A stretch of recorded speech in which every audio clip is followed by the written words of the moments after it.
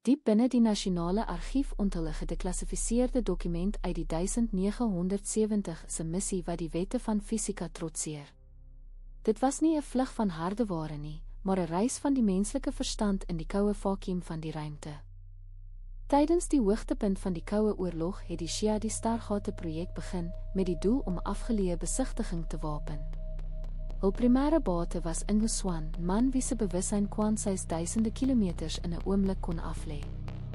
In April 1973 het Swann 'n stel koördinate gekry wat hy nie herken het nie. Toe hy 'n diep beswyming betree het hy besef hy is nie meer op aarde nie. Hy het na die verlate verste kant van die maan gestaar.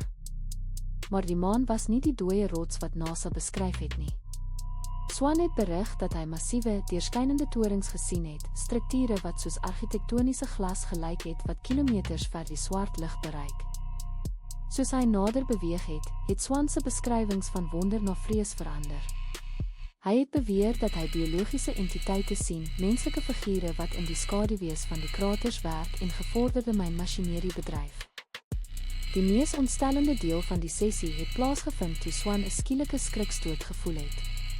Hy het besef die entiteite was nie net daar nie, hulle was bewus van sy psigiese teenwoordigheid, kyk terug na hom oor die dimensies. Swann het die sessie skielik beëindig, sigbaar geskik en vir sy hanteerders gesê dat hulle basisse daar het. Die SHIA het die transkripsie onmiddellik geklassifiseer en die rekening vir meer as 30 jaar begrawe. Terwyl skeptici Swann se visioene as hallusinasies afmaak, het moderne satellietbeelde van die Lunar Reconnaissance Orbiter onlangs afwykende glitte en geometriese vorms in daardie presiese koördinate vasgevang. Die data dui op 'n spookagtige moontlikheid dat ons naaste hemelse buurman nie so verlate is as wat ons gelei is om te glo nie. Was Swann 'n pionier van 'n nuwe vorm van intelligensie-insameling of 'n getuie van 'n waarheid waarvoor ons nie gereed is nie? Of dit nou 'n produk van 'n begaafde verstand is of 'n blik op 'n verborgde werklikheid, die man bly 'n stille getuie.